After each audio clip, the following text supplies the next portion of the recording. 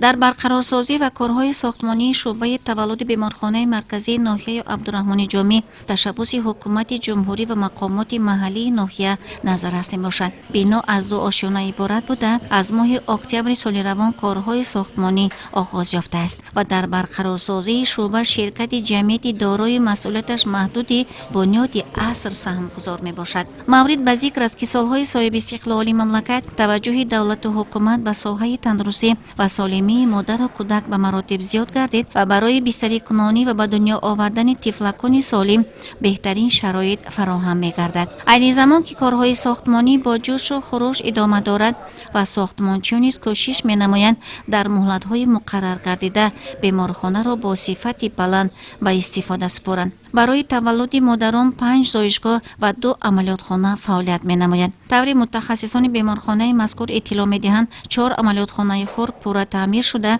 و 2 حجره قبول برای مادران حامله روی کار می آید. واقعا بعدی با استفاده سپردن شعبه مذکور به خود 3 ماه دیگری را کسب می نماید و برای مادران و طفلکان آنها 10 حجره بستری کنانی مورد استفاده قرار داده می شود. کارهای ساختمانی صفت بلند داشته و فعالیت ساختمانچیان تحت نظارت قطعی مسئولین دخلدار قرار دارند. عین زمان که یک قسمت بنا و حجره های مادر و کودک و زایشگاه ها به پرگی تعمیر شدن، ساختمانچیان نیز تلاش بران می نمایند که بعدی با استفاده سپردن 10 ساله های دیگر به مادر و کودک خدمت رساند. چنانه گفته شد در از نوسازی شعبه تولد بیمارخانه مرکزی ناحیه عبدالرحمن جامی تشبث حکومت جمهوری و مقامات محلی ارزیابی می گردد. یک قسمت بنا که به پرگی تعمیر شده است با دستگیری مقامات محلی ناحیه راه اندازی گردیده و چنان متخصصان شعبه ابراز داشتند بعد مجهز گردیدن تجهیزات فعالیت کارمندان به پرگی در اینجا به راه مانده می شود. بعد با استفاده سپردن شعبه تولد که بیماری های امراض زنانه نیز بستری می گردند با تجهیزات حاضر زمان دستگاه های نوترین طبی